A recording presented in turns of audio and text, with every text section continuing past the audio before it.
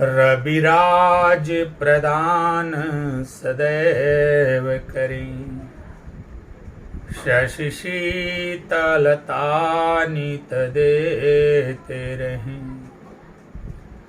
छेति नांदन नांदन का सुख दें, बोध बोधि विवेक बढ़ाते रहें।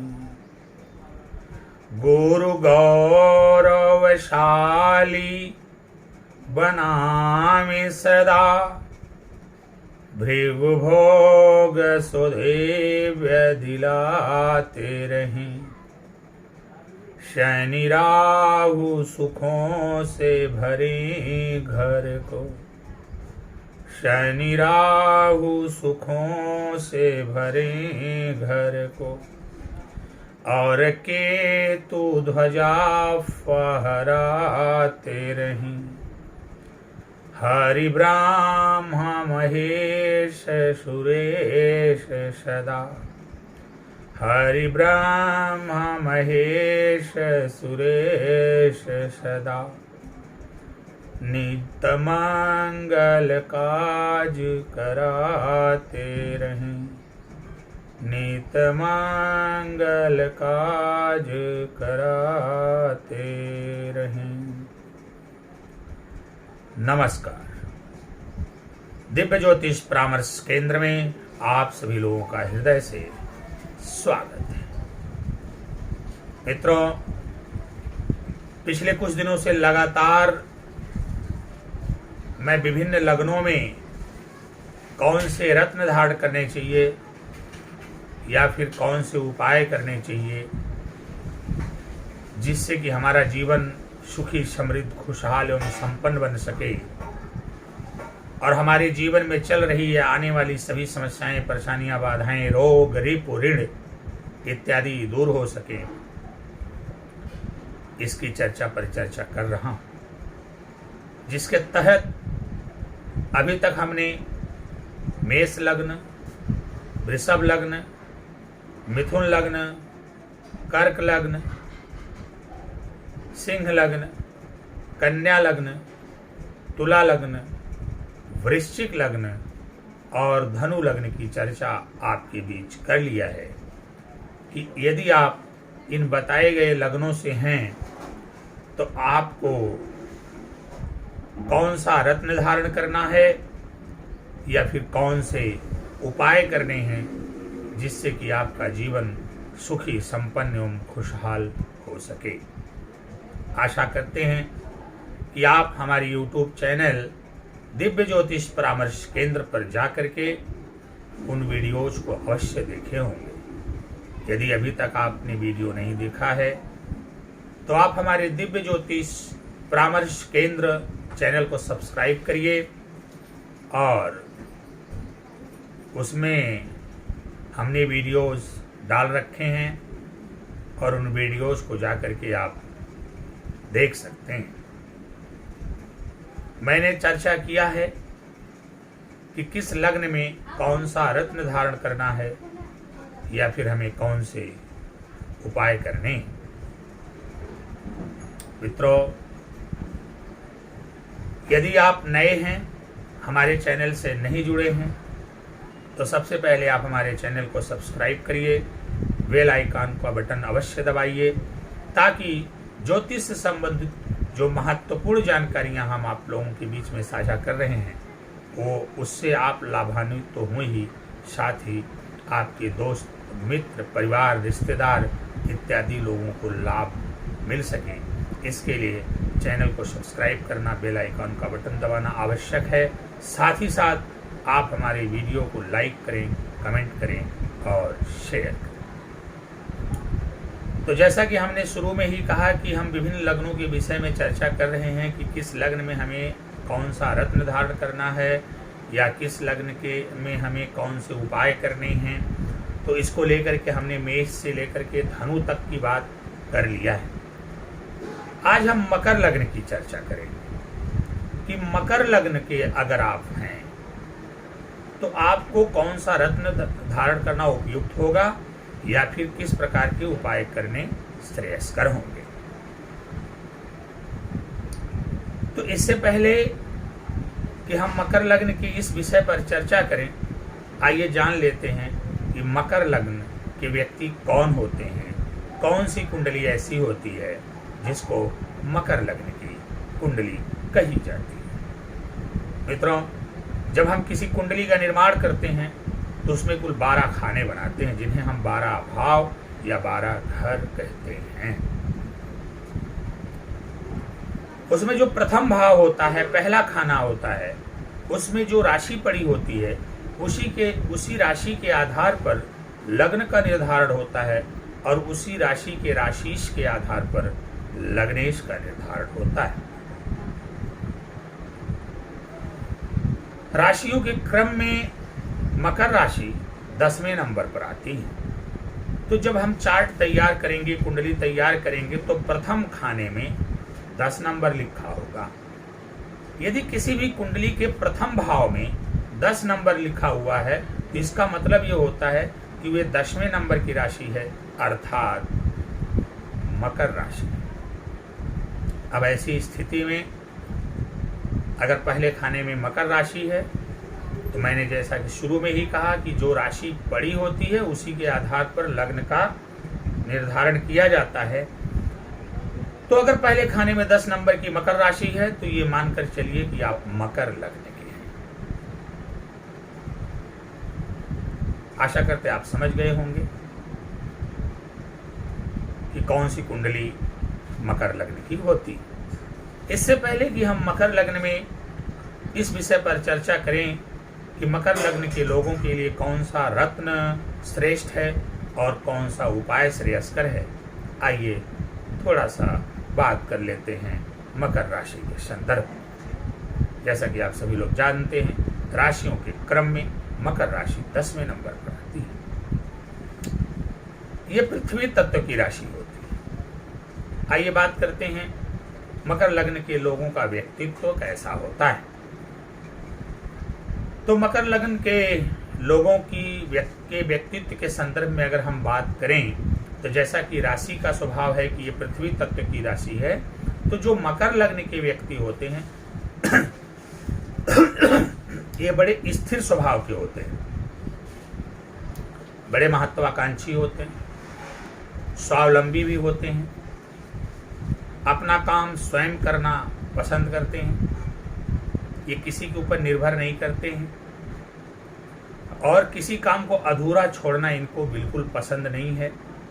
हर हाल में ये अपने कार्य को पूर्ण करना चाहते हैं, परंतु कभी कभी इनके अंदर आलस्य और आत्मविश्वास की कमी भी देखी जा सकती है, जिसके कारण ये अपना बहुत बड़ा नुकसान भी कर लेते हैं। वैसे अगर मैं संक्षेप में कहूँ तो जो मकर लग्न के व्यक्ति होते हैं वो बड़े परिश्रमी और बड़े मेहनती होते हैं और अपने मेहनत के बलबूते बहुत ऊंचाइयों पर जाते हैं। कर्मठी होते हैं, शानदार व्यक्तित्व के मालिक होते हैं, स्थिर स्वभाव होता है। तो ये हमने आपको संक्षिप्त में बताने का प्रयास किया कि मकर राशि किस तत्व की राशि है और मकर लग्न के व्यक्ति का व्यक्तित्व कैसा होता है। जैसा कि हमने बार बार आपसे कहा है कि हम इसके लिए एक अलग सी वीडियो बनाएंगे कि मकर राशि के लोग कैसे होते हैं, मकर लग्न के लोग कैसे होते हैं या फिर हम इन विषयों पर भी चर्चा करेंगे कि कुंडली के कुल 12 भाव हैं, कुल 9 ग्रह हैं और ये प्रत्येक ग्रह का अलग अलग भावों में क्या फल होता है, उसके संदर्भ में भी हम आपसे चर्चा परिचर्चा अपनी YouTube चैनल पर करेंगे और आपको बताने का प्रयास करेंगे कि आप किस प्रकार से घर बैठे अपने आप को सही कर सकते हैं, सफलता के मार्ग पर अग्रसर कर सकते हैं। मित्रों, ये उपाय जो मैं आपको बता रहा हूँ, चाहे रत्नों को लेकर के या फिर पूजा पाठ जप दान आदि को लेकर के, ये बहुत ही कारगर और अद्भुत उपाय हैं, चमत्कारिक उपाय हैं। अगर आप अक्षरशः मेरी बातों का अनुसरण करते हुए उपायों को अपनाएंगे तो ये तय मान करके चलिए कि आपके जीवन में चल रही आने वाली सभी समस्याएं, परेशानियां, बाधाएं रोग रिप ऋण दुख आदि सब दूर हो जाएंगे। आपका जीवन सुख समृद्धि खुशहाली एवं संपन्नता से भर जाएगा। सफलता के मार्ग प्रशस्त हो जाएंगे। तो आइए अपने विषय पर चलते हैं कि यदि हम मकर लग्न के हैं तो हमें कौन सा रत्न धारण करना है और कौन सा उपाय करना है जिसके द्वारा हम अपने जीवन को सुखी और संपन्न बना सकें। तो जैसा कि हम बार बार आप लोगों को बताते रहते हैं कि किसी भी कुंडली में लग्नेश पंचमेश और नवमेश इन तीनों भावों के जो स्वामी होते हैं उनके रत्नों को धारण किया जाता है। क्योंकि ये जो तीनों ग्रह होते हैं लग्नेश पंचमेश और नवमेश यही कारक और योग कारक ग्रह होते हैं। इन्हीं को सही करना पड़ता है, इन्हीं को मजबूत करना पड़ता है, इन्हीं को शुभ करना पड़ता है, इन्हीं को बलवान करना पड़ता है। अगर ये आपका अच्छे से साथ दे दें तो आपका जीवन बहुत ऊंचाई पर चला जाए। तो बात करते हैं सबसे पहले लग्नेश की। मकर लग्न में लग्नेश कौन होता है? तो जैसा कि मैंने आपको बताया कि लग्न के प्रथम भाव में, कुंडली के प्रथम भाव में जो राशि होती है उसी से लग्न का निर्धारण होता है और राशि के स्वामी के आधार पर लग्नेश का निर्धारण होता है। तो कुंडली के प्रथम भाव में मकर राशि है, इसलिए अगर लग्न की बात करें तो आप मकर लग्न के हैं और मकर राशि के स्वामी शनि हैं, इसलिए आप ये लग्नेश शनि देव। अब यहां पर देखा जाए तो शनि देव की एक राशि और है कुंभ राशि, जो कि कुंडली के द्वितीय भाव में पड़ती है, धन भाव में। अब यहां पर शनि देव लग्न भाव और धन भाव दोनों के स्वामी होते हैं। एक तरफ जहां आपके लग्नेश हैं वहीं दूसरी तरफ आपके धनेश भी हैं। एक तरह से देखा जाए तो आपकी कुंडली के जो लग्नेश हैं ये आपके लिए बहुत ही महत्वपूर्ण शुभ एवं प्रबल राजयोग कारक बनते हैं शनि। अब यहां पर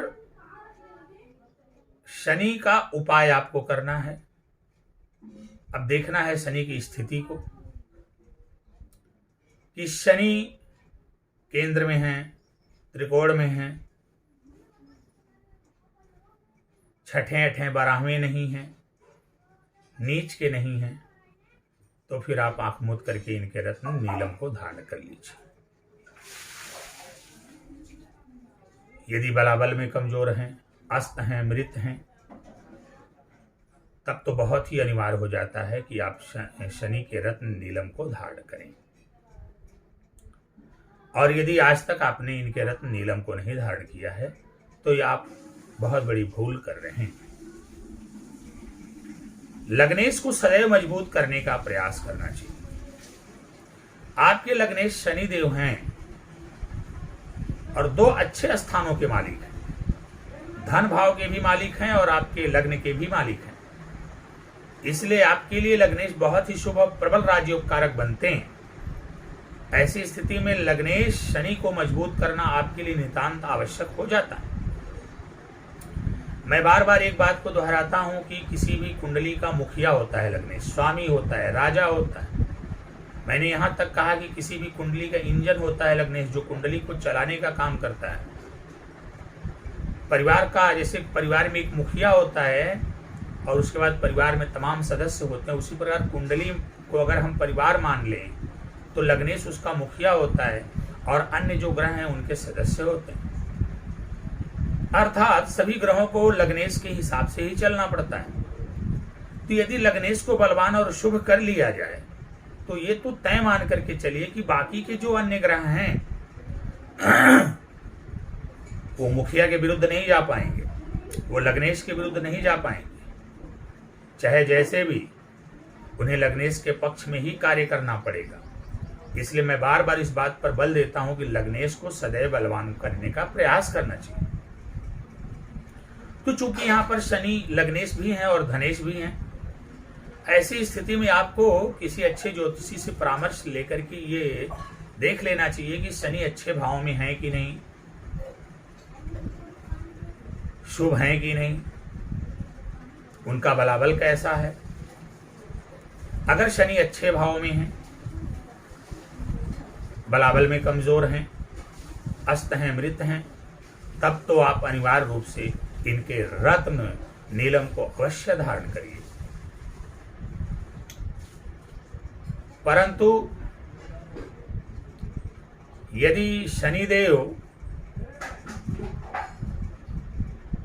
बलाबल में मजबूत हैं, अस्त और मृत भी नहीं है, वृद्ध भी नहीं है, तो भी आप चाहें तो नीलम धारण कर सकते हैं, क्योंकि नीलम आपको यहाँ पर लाभ देने वाला है।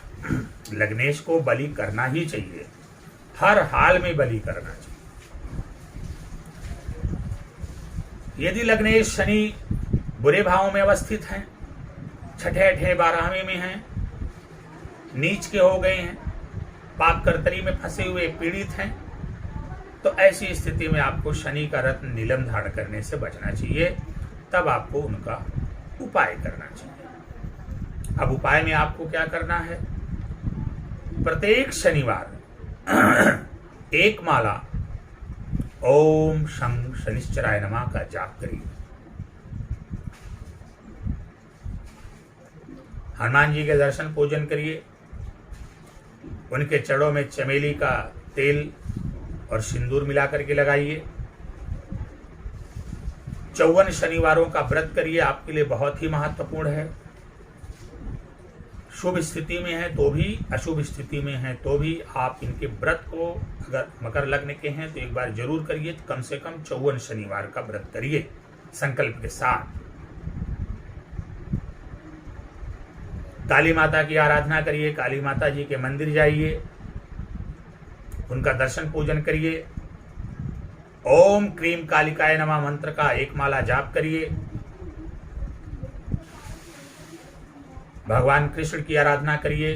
हे कृष्ण गोविंद हरे मुरारी, हे नाथ नारायण वासुदेवा, उनके मंदिर जाइए, उनका दर्शन पूजन करिए। कौओं को दाना खिलाइए, चींटियों को भी खाने के लिए कुछ न कुछ दीजिए। आप भैंस को बैगन खिला सकते हैं।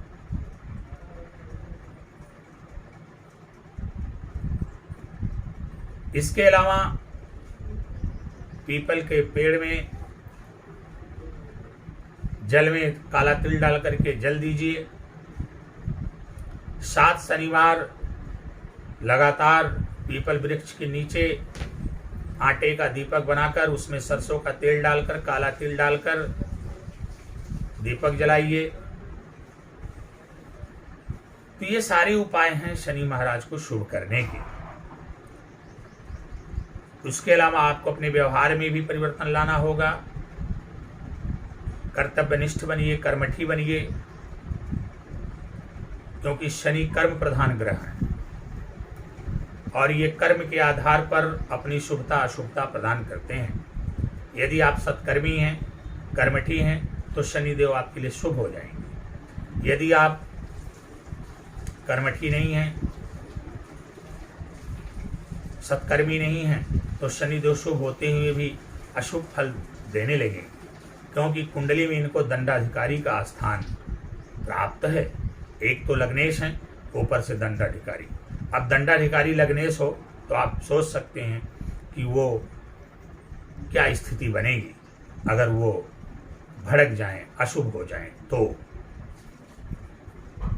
अपने अधीनस्थ कर्मचारियों का ध्यान रखना होगा, आपको नौकरों चाकरों का ध्यान रखना होगा, दास दासियों का ध्यान रखना होगा, सेवकों का ध्यान रखना होगा, गरीबों का ध्यान रखना होगा। इनका वेतन समय से दीजिए, इनकी मजदूरी समय से दीजिए, इनको कुछ न कुछ दान पुण्य करते रहिए, कुछ न कुछ उपहार गिफ्ट आदि प्रदान करते रहिए। तो यदि शनि शुभ भाव में स्थित हैं, केंद्र में है, त्रिकोण में है, छठे अठे 12वें में नहीं है, तो आप इनके रत्न को धारण कर सकते हैं। और यदि अशुभ भाव में स्थित हैं, पीड़ित हैं, पाप कर्तरी में फंसे हुए हैं, तो फिर इनके रत्न को धारण करने से बचिए और फिर इनका उपाय आप करिए।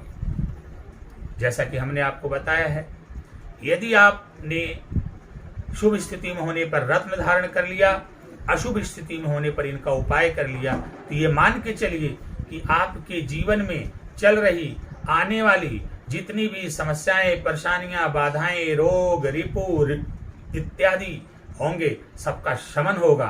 आपके जीवन में सुख, समृद्धि, खुशहाली आएगी। सफलता का मार्ग प्रशस्त होगा। आपके कार्यों में विलंब हो रहा है, विलंब होना बंद हो जाएगा। आपके कार्य जल्दी जल्दी संपन्न होना शुरू हो जाएंगे। आपके नौकरी में अड़चन है, वो अड़चन समाप्त होगी। प्रमोशन रुका हुआ है तो प्रमोशन होगा। व्यापार बिजनेस नहीं चल पा रहा है, ठप पड़ा हुआ है, तो व्यापार बिजनेस चलना प्रारंभ कर देगा।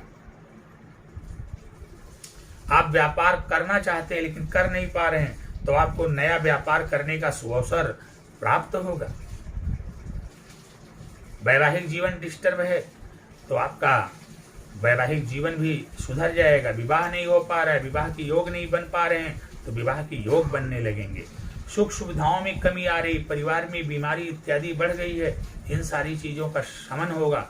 सुख सुविधाएं बढ़ेंगी, बीमारी इत्यादि की घटनाएं कम होंगी, अप्रत्याशित घटनाएं नहीं होंगी, दुर्घटनाओं से बचेंगे, एक्सीडेंट से बचेंगे, हड्डियों और जोड़ों के दर्द इत्यादि से रक्षा करेंगे यदि आपने शनि देव को बलवान किया।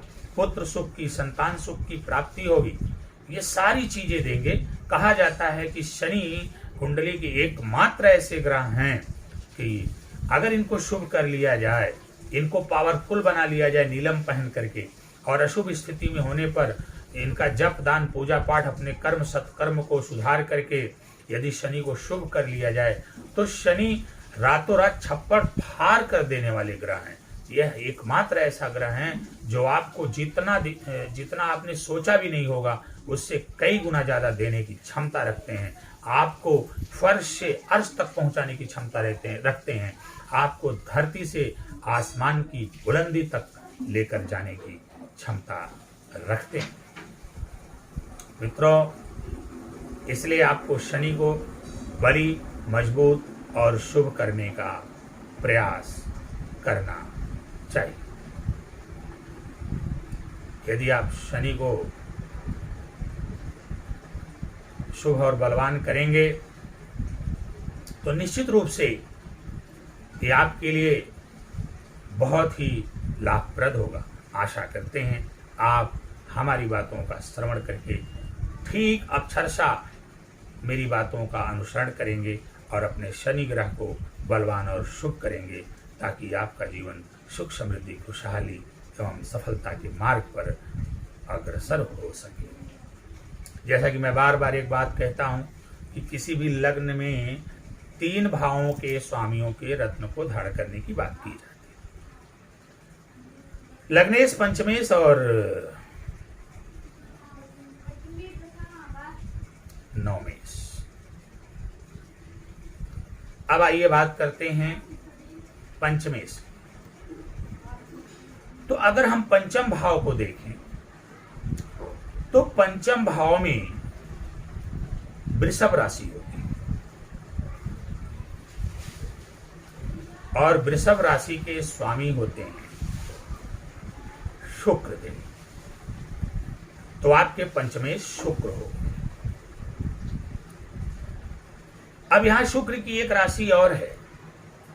अब यहां पर देखना जरूरी है कि वो जो दूसरी राशि तुला राशि है वो किस स्थान में, किस भाव में। तो इनकी जो तुला राशि होती है मकर लग्न की कुंडली में, वो कर्म भाव में 10वें भाव में होती है। अब यहां पर अगर देखा जाए तो पंचमेश शुक्र, पंचम भाव त्रिकोण के मालिक, 10म भाव जो आपका कर्म भाव है केंद्र के भी मालिक हो गए। अब यहां पर इन्होंने केंद्र त्रिकोण राजयोग का निर्माण कर दिया, लक्ष्मी नारायण राजयोग का निर्माण कर दिया। इसीलिए पिछले दिनों जब मैंने अलग अलग लग्नों में सबसे प्रबल राजयोग कारक ग्रहों की चर्चा किया था, तो उसमें मैंने बताया था कि मकर लग्न वालों के लिए अगर सबसे शुभ एवं प्रबल राजयोग कारक ग्रह की बात किया जाए तो वो शुक्र है। यदि आप मकर लग्न के हैं और आपने शुक्र को बलि नहीं किया है, शुक्र को शुभ नहीं किया है, तो आप अपने जीवन की बहुत बड़ी भूल और बहुत बड़ी गलती कर रहे हैं। आप संघर्ष से भी जूझ रहे हैं और उसके बाद आपने अपने पंचमेश और दशमेश कर्मेश को ध्यान नहीं दिया। ये शुक्र ही एकमात्र ऐसे ग्रह हैं आपकी कुंडली में जो कि आपके जीवन को संपूर्णतया बदलने की क्षमता रखते हैं। पंचमेश होने के नाते आपके संतान के भी मालिक हो गए, आपके ज्ञान के भी मालिक हो। माता लक्ष्मी आपकी आराध्या है।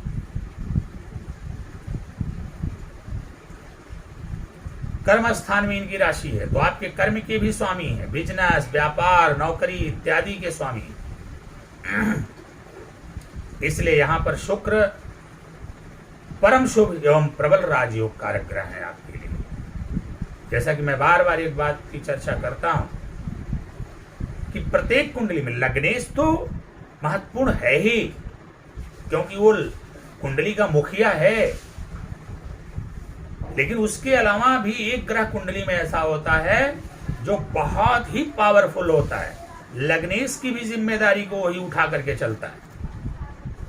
तो ऐसे में अगर मकर लग्न की बात किया जाए तो मकर लग्न में वह ग्रह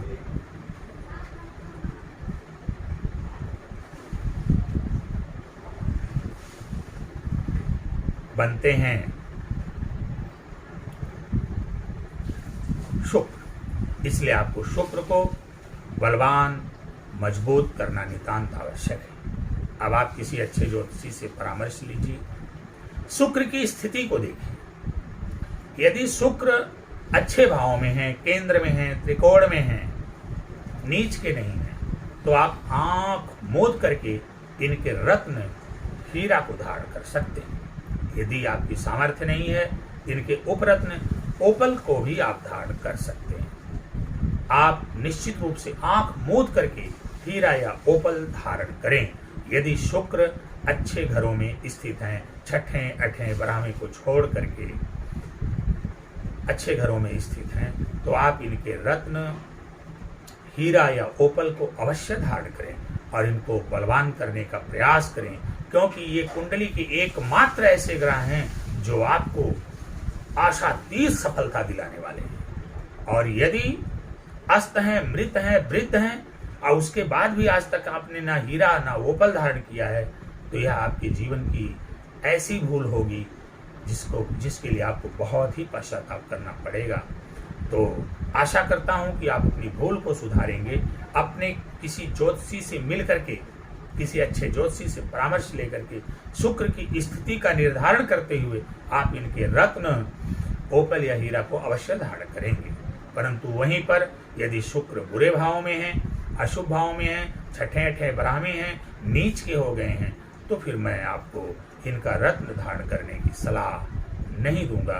तो ऐसी स्थिति में फिर मैं आपसे कहूंगा आप इनका जप दान करिए, पूजा पाठ करिए, कर्म और सत्कर्म करके अपने ग्रह को शुभ करने का प्रयास करिए। तो चूंकि ये पंचमेश हैं शुक्र,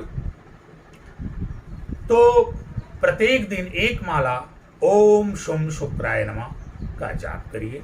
साथ ही वैभव लक्ष्मी का व्रत करिए, संतोषी माता का व्रत करिए, लक्ष्मी जी की आराधना करिए, उनकी पूजा करिए और सफ़ेद गाय की सेवा करिए, स्त्रियों का सम्मान करिए, अपने चरित्र को ऊंचा बना करके रखिए। प्रत्येक दिन अपने शरीर पर इत्र का प्रयोग करिए, जल में दही डाल करके स्नान करिए, विधवा स्त्री का सम्मान करिए, गाय को खीर खिलाइए, मंदिर में खीर का दान करिए, पुजारियों को खीर इत्यादि खिलाइए।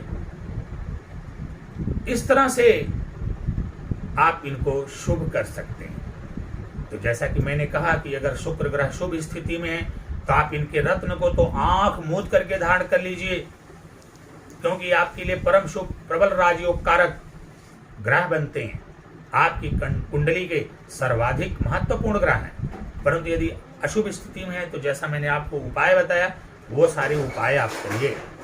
यदि आप ऐसा करते हैं तो ये मान करके चलिए कि आपके जीवन में चल रही आने वाली जितनी भी समस्याएं, परेशानियां, बाधाएं, रोग, रिपु, ऋण इत्यादि हैं, उनसे आपको छुटकारा मिलेगा।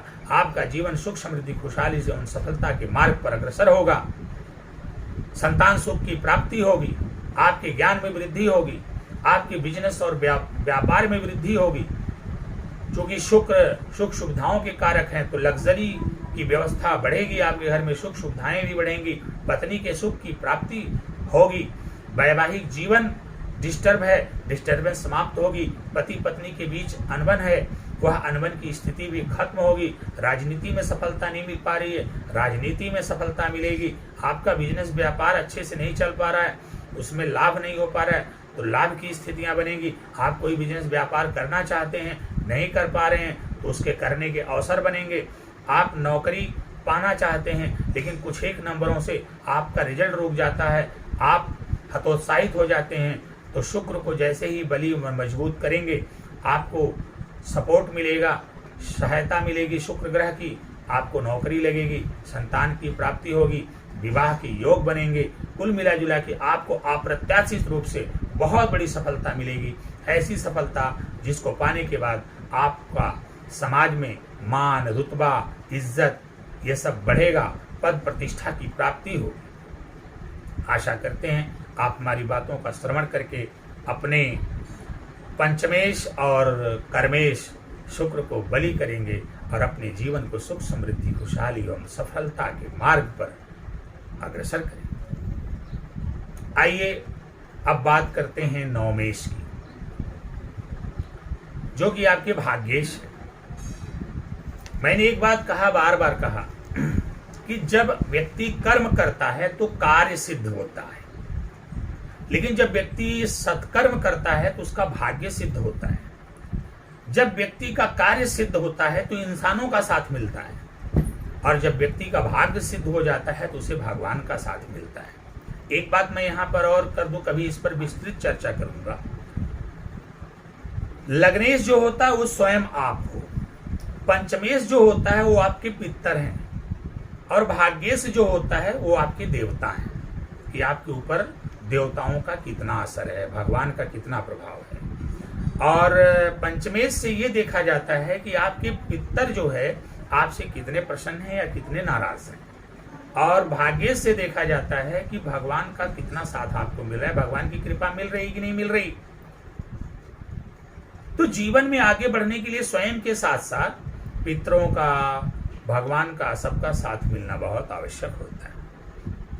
इसलिए भाग्येश बड़े महत्वपूर्ण हो जाते हैं, और इसीलिए भाग्येश को नवम स्थान में जगह दी गई। नवम स्थान धर्म स्थान होता है, भाग्येश को धर्म स्थान में जगह दिया गया। अब धर्म स्थान में भाग्येश के अवस्थित होने का मतलब होता है कि जब तक आप धर्म रूपी सत्कर्म नहीं करेंगे तब तक आपके जीवन में कभी भाग्य का उदय नहीं होगा। यदि आप चाहते हैं कि आपके जीवन में भाग्योदय हो तो फिर आपको सत्कर्म, धर्म रूपी सत्कर्म करना पड़ेगा। आइए बात करते हैं भाग्येश की। तो जब हम मकर लग्न में नवम भाव देखते हैं तो वहां पर हमें 6वें नंबर की राशि कन्या राशि मिलती है, और उसके राशिश होते हैं, उसके स्वामी होते हैं बुध देव। अब बुध देव आपके भाग्येश हो गए, बुध ग्रह आपका भाग्येश हो गया, लेकिन इनकी एक राशि मिथुन राशि है जो कुंडली के 6ठे भाव में पाई जाती है, जो कि बुरा भाव है, जहां से रोग, रिपु, ऋण इत्यादि देखे जाते हैं। अब यहाँ पर आपके भाग्येश जो हैं बुध, वो 2 भावों के स्वामी हो गए। एक तरफ तो आपके त्रिकोण भाव, नवम भाव के स्वामी हो गए, भाग्येश हो गए, नवमेश हो गए। वहीं दूसरा त्रिक भाव, ये खष्ट भाव के भी स्वामी हो गए, तो खष्ठेश भी हो गए। अब अगर यहाँ पर हम बुध ग्रह के फल कथन की बात करेंगे तो ये मान करके चलिए कि हम मिश्रित फल कथन करेंगे। कुछ अच्छे फलों की चर्चा, ज्यादा से ज्यादा अच्छे फलों की चर्चा की जाएगी, लेकिन खष्ठेश होने के नाते कुछ इनका बुरा प्रभाव भी हमारे जीवन पर दिखाई देगा। वैसे एक बात हम बार बार कहते हैं कि जो राजयोग कारक ग्रह होते हैं वो जल्दी हमारा नुकसान नहीं करते। वो कहीं भी रहें हमारे लिए शुभ ही होते हैं, हमारे लिए अच्छा ही सोचते हैं, हमारे लिए अच्छा ही करना चाहते हैं। लेकिन अब चूंकि बुरे भावों में फंस जाते हैं, बुरे भावों के स्वामी होकर के जब फंस जाते हैं तो चाह करके भी हमारे लिए उतना अच्छा नहीं कर पाते, इसलिए हमको कुछ न कुछ दिक्कत झेलनी पड़ती है। ऐसी स्थिति में हमें अपने भाग्येश को भी शुभ और बलवान करने का प्रयास करना चाहिए। अब आप देखिए कि बुध की वहां पर स्थिति क्या है। किसी अच्छे ज्योतिषी से परामर्श लीजिए और फिर ये निर्णय लीजिए कि बुध किन भावों में स्थित हैं। यदि बुध देव शुभ भाव में स्थित हैं, केंद्र में हैं, त्रिकोण में हैं, अस्त हैं, मृत हैं, वृद्ध हैं, तब तो आप आंख मूंद करके इनके रत्न पन्ना को धारण कर लीजिए, क्योंकि भाग्येश का बली होना जरूरी है। और जब तक भाग्येश बली नहीं होगा, भाग्य का सपोर्ट मिलेगा नहीं, जब तक भाग्य का सपोर्ट नहीं मिलेगा, ईश्वर की अनुकंपा नहीं प्राप्त होगी, तब तक जीवन में हम आगे कैसे बढ़ेंगे। जीवन में आशातीत सफलता और बहुत बुलंदी और ऊंचाई पर जाने के लिए कर्म के साथ साथ भाग्य का भी सपोर्ट मिलना परम आवश्यक होता है।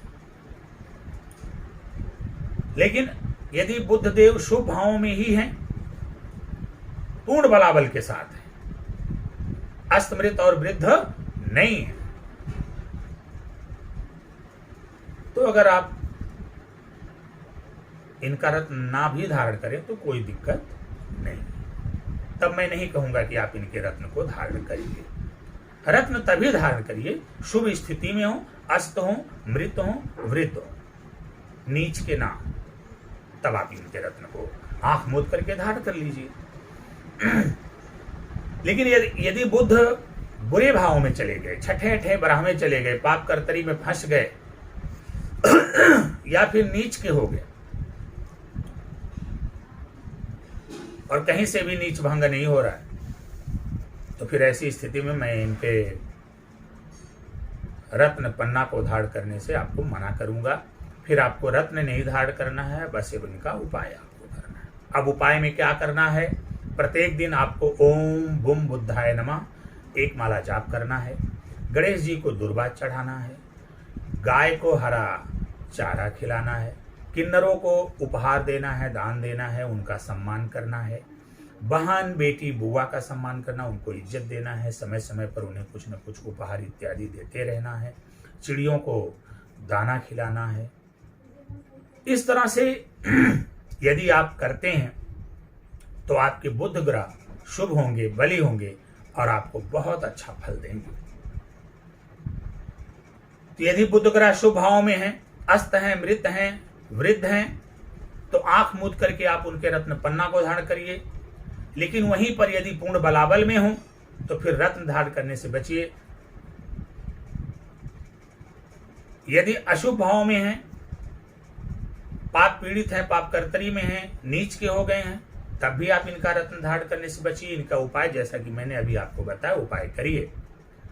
यदि आप बुध देव का उपाय करते हैं, अपने भाग्येश का उपाय करते हैं, अपने भाग्येश को बलि करते हैं, तो ये मान के चलिए आपकी भाग्येश को बलि करते ही आपके जीवन में चल रही आने वाली जो भी समस्याएं, परेशानियां, बाधाएं, रोग, रिप, ऋण इत्यादि हैं, सबका शमन होगा। आपके जीवन में सुख, समृद्धि, खुशहाली आएगी, सफलता के मार्ग प्रशस्त होंगे, आपके आत्मविश्वास में वृद्धि होगी, आपकी वाणी प्रभावी होगी, आपके अंदर वाक पटुता आएगी। जिस किसी भी व्यक्ति के सामने आप बैठ करके बात करेंगे, आपकी बातों का उनके ऊपर असर पड़ेगा, आपका बिजनेस व्यापार बहुत अच्छा चलेगा। बुध व्यापार के भी कारक होते हैं, आपका बिजनेस व्यापार बहुत अच्छा चलेगा।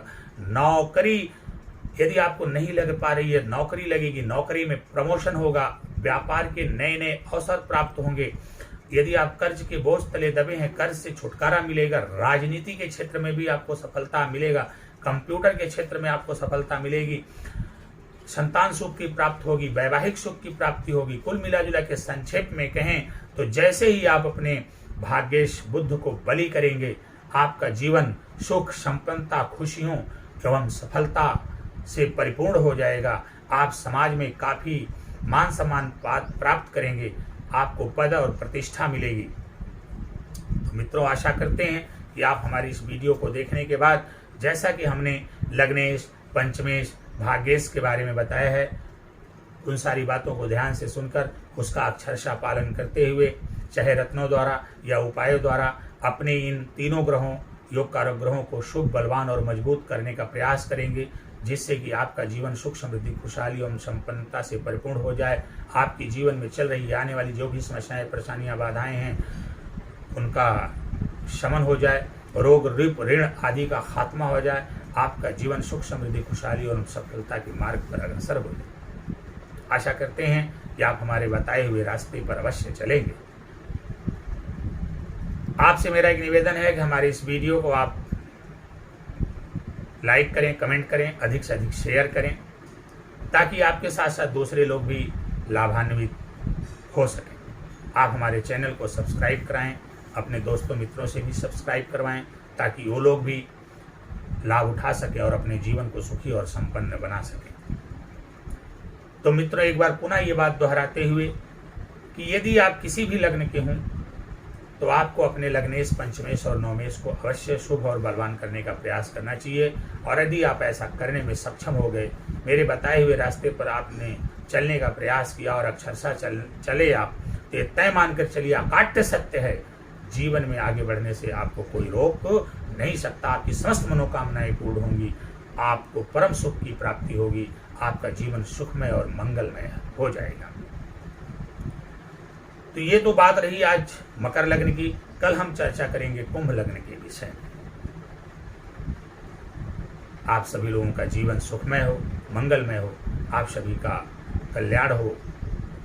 बाबा काशीनाथ विश्वनाथ की कृपा आप पर बनी रहे। आपका दिन शुभ हो। फिर मिलेंगे। नमस्कार।